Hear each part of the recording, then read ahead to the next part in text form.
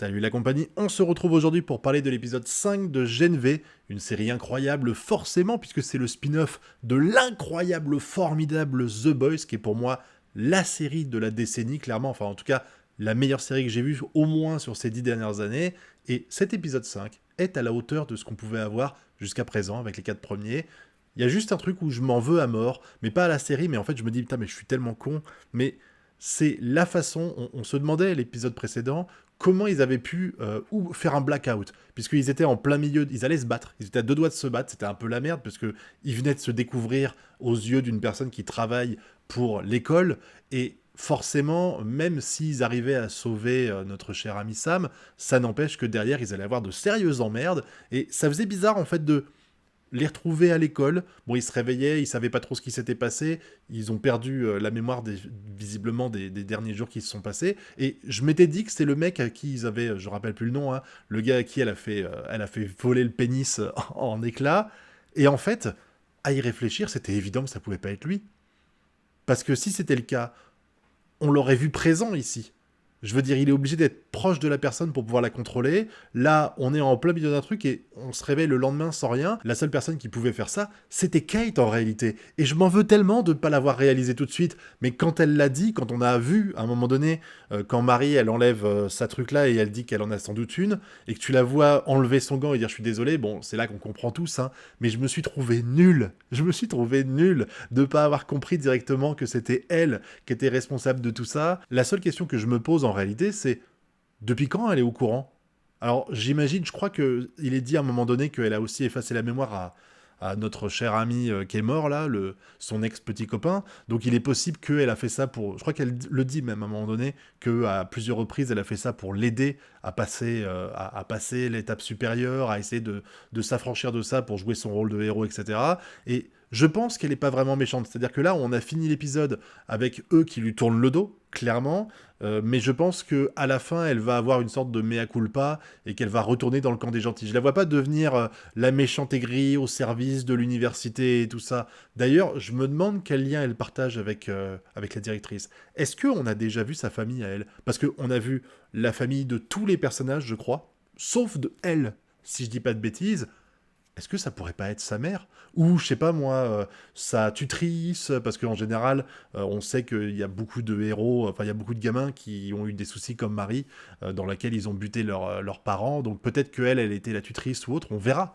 On verra, ça sera sans doute expliqué plus tard, mais en tout cas, il y a un lien entre les deux qui a l'air plus important que juste un lien entre directrice et élève. Je me demande même si l'histoire qu'elle raconte avec le gars qui l'aurait agressé sexuellement, elle est vraie. Vous savez, le blond là qui sert de son pouvoir psychique pour faire des saloperies, ce mec-là, c'est le karma qui lui a fait se faire latter la bite, c'était mérité. Mais je me demande si c'est vrai ou si elle a pas juste dit ça pour qu'il s'énerve et qu'ils essayent de le tuer. Et c'est pour ça que derrière, elle a peut-être des remords et qu'elle suit son copain pour essayer de l'en dissuader, je ne sais pas, mais en tout cas, c'est vrai que, là, tu vois, j'y repense, là, sur le coup, mais en fait, c'est pas possible que ce soit lui, parce que il efface pas la mémoire. Il y a un blackout. Tu sais pas ce qui s'est passé entre les deux, mais il efface pas la mémoire. Donc, si jamais, enfin, pour nous, parce que eux, ils peuvent pas savoir si on leur a effacé la mémoire ou si le blackout est plus vieux que ça, hein, normal, mais nous qui avons vu les images, on le sait, donc on aurait dû se douter, en fait, en tant que spectateur, que c'était pas possible que ce soit lui qui ait fait ça. Par contre, il y a un truc que je comprends pas vraiment, c'est pourquoi il fuit comme ça, le blond, là? Je veux dire, il a peur de quoi? Si jamais il est pas coupable de ce qui vient de se passer avec les autres, là, bon, je sais, vu ce qu'il a fait avec Marie et tout ça, il risque quand même de sacrées emmerdes, parce que derrière, il pourrait se faire défoncer la gueule par ses potes, hein, on est d'accord. Mais j'ai pas l'impression que ça l'ait emmerdé vraiment avec les autres. Je veux dire, il y a eu déjà des soucis avec d'autres gens, visiblement, qui ont essayé d'abuser de lui, ou qui ont réussi à abuser de lui, et derrière, bah, tu le voyais pas fuir comme ça, donc c'est vrai que il a un comportement suspect du début à la fin. Même si ça peut se comprendre qu'il a peur des représailles et tout ça, mais je trouve que c'est un petit peu... c'est trop haut, en fait. Je veux dire, il flippe vraiment à fond, comme si c'était lui responsable de tout ça, hein. La mise en scène là-dessus joue beaucoup pour nous induire en erreur, mais je trouve qu'elle est un petit peu trop, un petit peu too much, quoi. Et puis, il y a évidemment le passage qui m'a fait mourir de rire avec Sam. Je me doutais bien, en fait, qu'il avait pas un... Enfin, on avait vu dans la bande-annonce, déjà, qu'il y avait des gens qui étaient des poupées, et je me doutais bien, en fait, que... bah, c'était pas un pouvoir qui transformait les gens en poupées, et que ça allait être un peu pour interpréter la folie de Sam. Et permettre aussi de montrer des images dégueulasses de façon beaucoup plus clean. Et quand je dis clean, faut le mettre avec des guillemets, parce que quand il fait sortir un cerveau de la peluche, là, moi, dans ma tête, je pense que c'est votre cas à tous, hein, on avait tous l'image du vrai cerveau qui est en train de sortir de la vraie tête de la personne, surtout qu'on les voit parler. Genre, à un moment donné, il y en a un, il dit je t'en supplie, je suis père célibataire, j'ai 2 enfants. Je veux dire, c'est fort quand même de réussir ça, parce que, du coup, vraiment, t'as de l'empathie, t'as des peluches, tu peux montrer des trucs extrêmement gore, mais sans que ce soit problématique pour les Peggy 16, Peggy 18 et tout ça, parce qu'en fait, il n'y a que l'imagination qui travaille. Et des fois, on se rend compte en voyant ces images-là, je sais pas si ça vous a fait pareil, mais que l'imagination, des fois, c'est peut-être presque plus terrible que d'avoir des vraies images. Parce que vraiment, j'imaginais le cerveau volé quand il tire sur la tête et qu'il y a la colonne vertébrale qui sort, c'était incroyable. C'est des trucs que vous aurez pas dans des séries comme ça. Même dans The Boys, je pense qu'on n'a pas des trucs où tu vois le mec arracher la tête avec la colonne vertébrale qui part avec. Je veux dire, on voit des gens se faire découper en deux et tout. Je dis pas que c'est soft, hein, mais je dis juste que là, grâce aux peluches, aux marionnettes, appelez ça comme vous voulez, on a pu vraiment passer encore un cap au-dessus en termes de douleur et en termes de violence. Et ça prouve aussi que Sam, c'est un putain de balèze, quoi. Alors après, ils le comparent un peu. Ils disent que il était plus fort que son frère.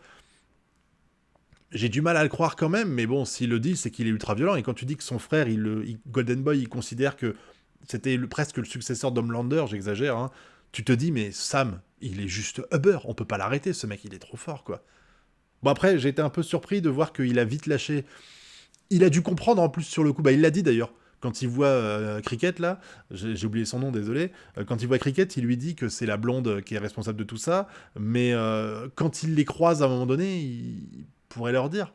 Parce qu'à un moment donné, il les croise et elles savent plus qui c'est, et il pourrait dire, machin a manipulé votre cerveau, c'est pour ça que vous vous rappelez pas de moi, etc. Bon, ça participait à l'intrigue, quoi, ça permettait d'avancer et tout ça, et maintenant, je me demande vraiment ce qui va se passer, parce que il va y avoir un camp qui va forcément séparer les héros qu'on suit des gens de l'université. Maintenant, tout le monde est au courant que c'est des connards des deux côtés, parce que j'imagine que... Enfin, la blonde a donné des infos quand même qui permettent de comprendre que c'est pas elle qui décide et que c'est au-dessus. Donc, ils sont tous les deux au courant. Que l'autre est au courant, et ils sont tous en conflit. Donc là, en fait, il va y avoir une sorte de guerre froide entre eux, je pense qu'ils vont pas arriver clairement. Elle, en tout cas, la directrice, ne peut pas dégager le top 5 comme ça, parce que déjà, Golden Boy est mort. Si derrière, tu vires 5 membres de ton top 10, on va dire, je sais pas quelle place ils sont exactement, je me rappelle plus en détail. Mais enfin, en tout cas, il y a le nouveau top 1, et puis il y en a d'autres derrière, parce que Marie, je crois qu'elle est dans le top 5 aussi. Forcément, elle a un peu les mains liées, elle est obligée de les garder avec elle, alors qu'elle sait qu'ils vont tout faire pour lui porter préjudice, en balançant tout ce qui se passe de dégueulasse dans cette école. Au passage, petite parenthèse à propos de Cricket, je suis content pour elle de ce qui lui arrive, parce que c'est vrai que t'as l'impression qu'elle a quand même pas mal souffert dans sa vie jusqu'à présent, et même dans les épisodes précédents, avec l'autre qui a trahi sa confiance en balançant son secret, etc. Voir que elle commence à être populaire parce qu'elle peut grandir, et que du coup, en fait, elle va sans doute utiliser l'inverse de son pouvoir, ça me paraît tellement évident que le pouvoir de grandir était plus efficace que celui de rapetisser. Déjà parce que si jamais il y a un combat demain, elle te dira « Oh mince, il faut que je rapetisse. Attends, je pars 5 minutes aux chiottes pour dégueuler. » C'est quand même pas le plus facile, alors qu'il suffit qu'elle ait des bonbons dans sa poche, et pop, pop, pop, pop, elle bouffe, elle grandit, et du coup, elle grandit, elle est plus forte, elle est plus résistante. Donc ça me paraît évident, c'est pas comme Ant-Man, en fait. Je veux dire, le fait d'être petit, ça lui permet pas de bondir plus haut, ça lui permet pas d'avoir une force herculéenne. Donc pour moi, clairement... Être petit, ça peut servir dans des moments comme quand elle a infiltré l'école, mais par contre, être grand, ça me paraît beaucoup plus intéressant, beaucoup plus efficace, surtout quand tu veux être une héroïne. Bon, elle a décidé de partir dans une autre filière, mais j'avoue que je comprends pas qu'elle ait cru sa mère. Après, c'est normal, des fois on est matrixé par les parents, hein, j'en sais quelque chose. Mais enfin voilà, tout ça pour dire qu'on a eu un épisode excellent, que j'ai hâte de voir le prochain d'ici quelques jours, et que j'attends que vous me donniez votre avis sur tout ça dans la zone commentaire. N'oubliez pas le pouce bleu, l'abonnement et le partage, et nous on se retrouve très bientôt pour de prochaines vidéos. Tchuss!